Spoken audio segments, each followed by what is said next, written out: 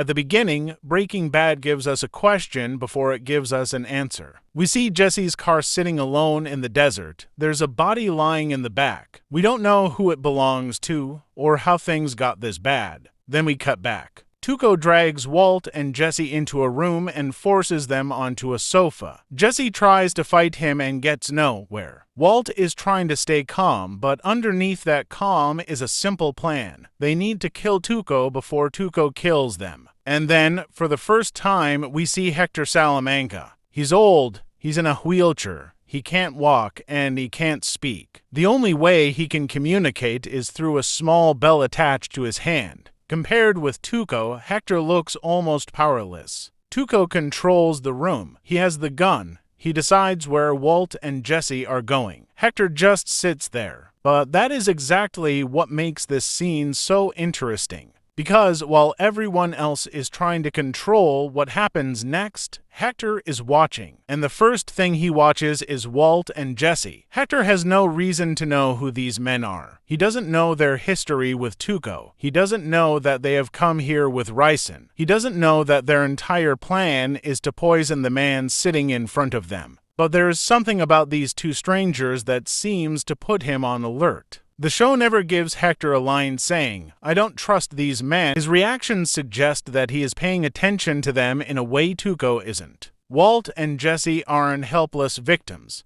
They are looking for an opportunity to kill Tuco. So, when Hector watches them, there is an interesting dramatic irony happening. We know why these men are dangerous. Hector doesn't. Yet his suspicion seems to arrive before the evidence does. He doesn't need to know exactly what someone is planning before he becomes cautious around them. He notices behavior first, because the genius of Hector's introduction isn't that he somehow knows everything happening in this room. It's that he notices what everyone else overlooks. And as Tuco becomes more emotional, more confident, and more convinced that he's in complete control, Hector keeps watching. The man who appears to be doing nothing may be the only person paying attention. Tuco is convinced he has complete control of the situation. Walt and Jesse are trapped in his house. He has their belongings, their money, their weapons, and now he has a plan for them. He wants them to come with him to Mexico, cook meth for him, and make him a fortune.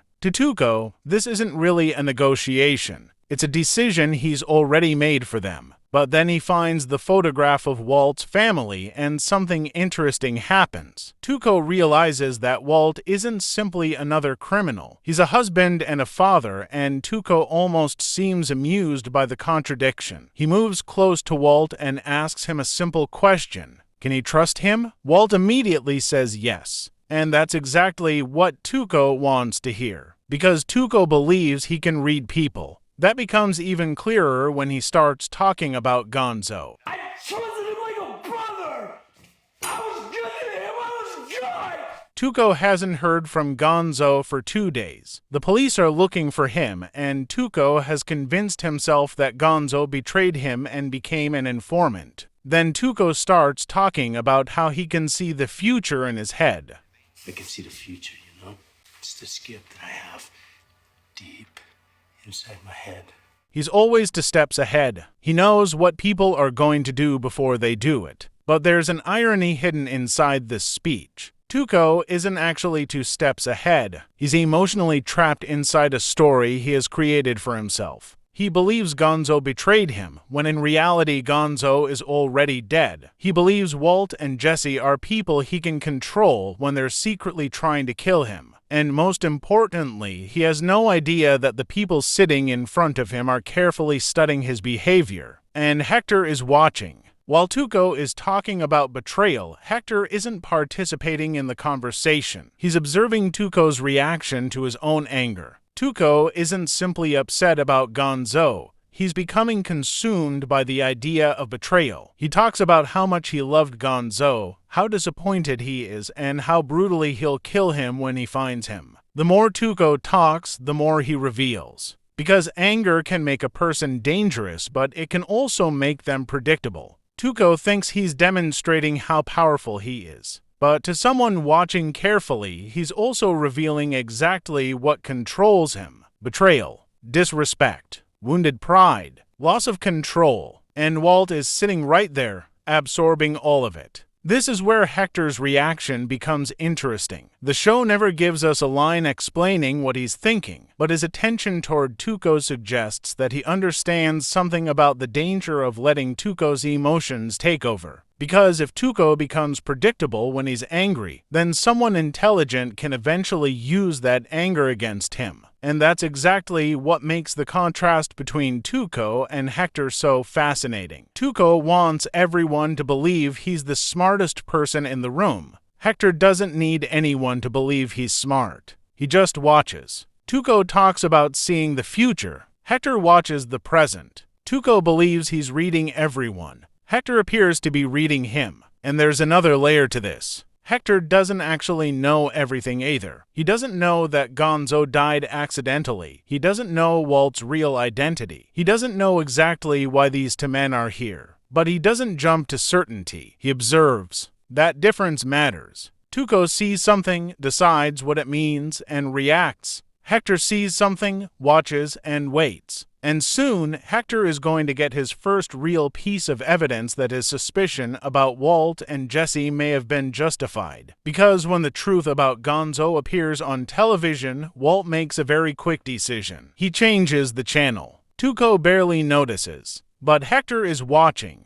And this is where Hector's quiet observation starts turning into something much more significant. The television is reporting that Gonzo is dead. For Tuco, this is dangerous information. He still believes Gonzo is alive and has betrayed him. If he learns that Gonzo is actually dead, he might start asking a very different question. How did he die and who was there? Tuco now thinks that Gonzo has betrayed him and he is on the run. But if he learned that Gonzo is dead, then he would instantly think Walt and Jesse were the rats and kill them immediately. Walt understands that immediately, so he changes the channel. It's a tiny movement, but it's one of the most important moments in the scene. Walt thinks he's protecting himself from Tuco. But while he's trying to hide information from Tuco, he's potentially revealing something to Hector, because Hector is watching. And now, for the first time, his earlier suspicion has something concrete behind it.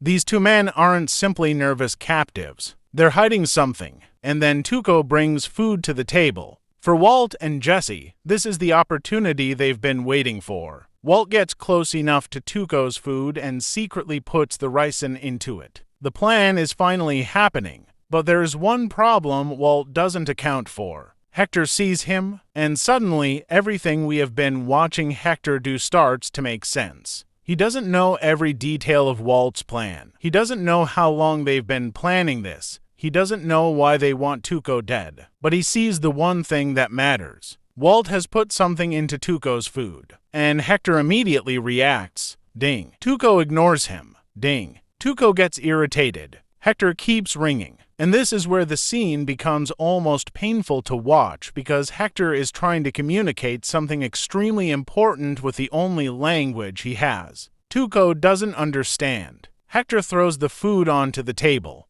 Tuco becomes furious. Hector points directly toward Walt. And slowly, Tuco realizes that something is wrong. Think about the reversal happening here. The man with the gun doesn't understand the danger. The men sitting across from him are trying to hide the danger, and the old man in the wheelchair is the first person who actually sees it. This is why Hector's silence is so important. Walt can explain himself. Jesse can defend himself. Tuco can interrogate them. Hector can't do any of that. He has the information, but he doesn't have the language to communicate it. His entire warning has been reduced to a bell. And yet, the bell is enough, because Hector keeps ringing it until Tuco can no longer ignore what he's seeing. That's the genius of the scene. Hector doesn't suddenly become intelligent when he sees the ricin. He has been observing the room from the moment Walt and Jesse entered it. First, something about them seemed wrong. Then he watched Tuco's emotional reaction to Gonzo.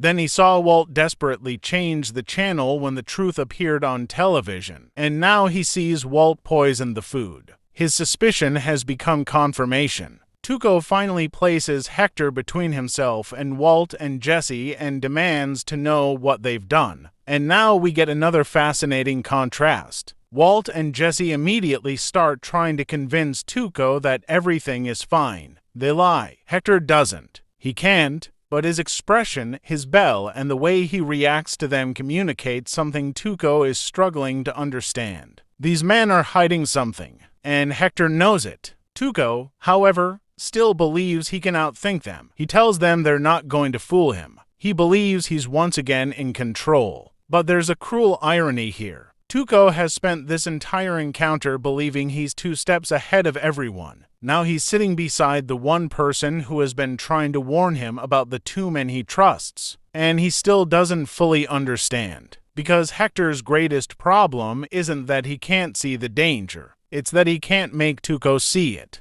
That's what makes his physical helplessness so deceptive. He may be unable to walk into the room and stop Walt himself. He may be unable to speak a sentence explaining what he's witnessed. But he can recognize deception. He can recognize danger. And when Walt and Jesse finally reveal what they've done, the audience realizes that Hector wasn't reacting randomly. He was right. The seemingly helpless man in the wheelchair was the first person in that room to understand that Tuco was being targeted. And now Tuco is about to find out exactly how badly he has misread the people around him. Tuco finally takes Jesse with him and forces him to kneel at gunpoint. Walt has no choice. If he wants to survive, he has to tell Tuco the truth. He admits they poisoned Tuco's food with ricin. Then he tells Tuco he is a degenerate, incapable of running his business, and should die. For a moment, everything Hector was warning Tuco about becomes undeniable. Then the room explodes. Jesse attacks Tuco, Walt gets the gun, but can't safely shoot while they struggle. Jesse manages to pull Tuco's gun from his pants and shoots him. They hear vehicles approaching and assume Tuco's cousins have arrived. So they run. But it isn't Tuco's cousins. It's Hank. While Walt and Jesse hide nearby, Tuco somehow gets back on his feet and confronts Hank. The gunfight ends with Hank killing him. And suddenly, the situation Hector tried to prevent has collapsed. But this is where we need to step back, because Hector's importance isn't that he knew exactly how the episode would end. He didn't. He didn't know Gonzo had died accidentally. He didn't know Walt was Heisenberg or every detail of their plan. What Hector did was much simpler. He paid attention. First, something about Walt and Jesse seemed wrong.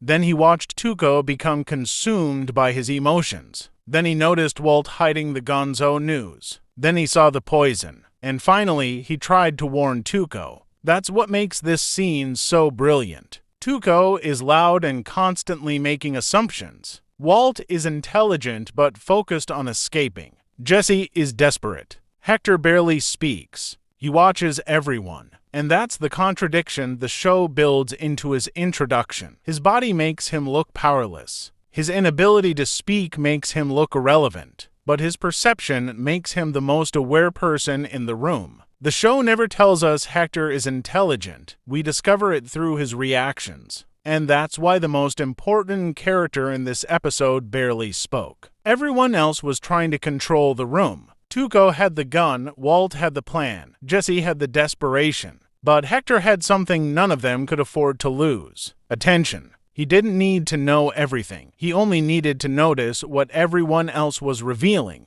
And in a room full of people trying to hide the truth, the man who couldn't speak was the one who saw it first. If you enjoyed this kind of deeper look at Breaking Bad, there's plenty more hiding in scenes that seem simple at first. So if you want to catch those details with me, consider subscribing.